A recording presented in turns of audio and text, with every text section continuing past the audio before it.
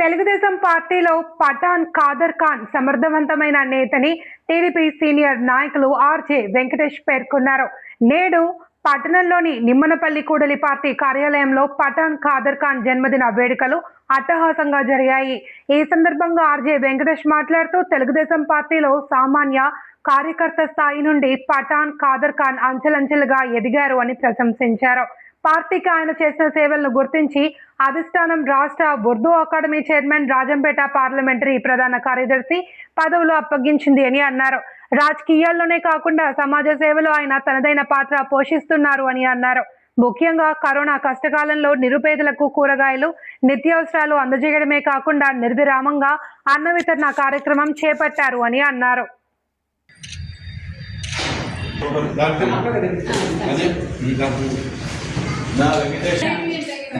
నేనే ఇవ్వాలి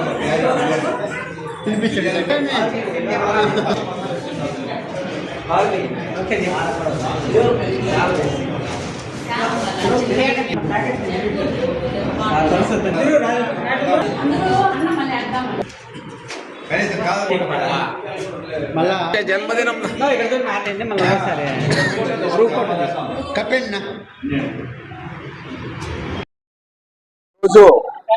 మదనపల్లి నియోజకవర్గంలో తెలుగుదేశం పార్టీ కార్యకర్తలందరికీ కూడా పండుగ వాతావరణంలో పండుగ రోజు జరుపుకుంటున్నాం.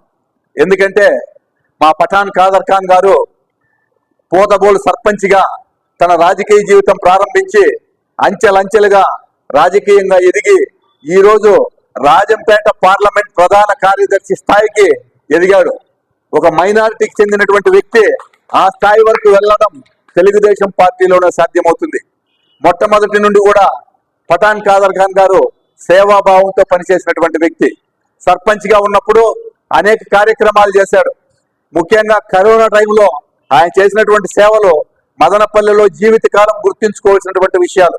ఆయన అనునిత్యము కరోనా సమయంలో కూరగాయలు ఉచితంగా ఇవ్వడమే కాకుండా అనేక మందికి తన హోటల్ ద్వారా అనునిత్యము కూడా అన్నదానం చేశారు. అటువంటి సేవా దృక్పథం కలిగినటువంటి వ్యక్తి చాలా అరుదుగా ఉంటారు. దేవదేవుడు అతనికి ఆయురారోగ్యాలు ప్రసాదించాలని, భవిష్యత్తులో మరింత ఎత్తుకు ఎదిగి మరింతగా తెలుగుదేశం పార్టీలో పదవులు అనుభవించాలని మేము మనస్ఫూర్తిగా కోరుకుంటున్నాం. అదేవిధంగా ఈ ప్రభుత్వం వచ్చిన తర్వాత ఆయనకు minority Urdu academy vice chairman గా కూడా ఇవ్వడం జరిగింది.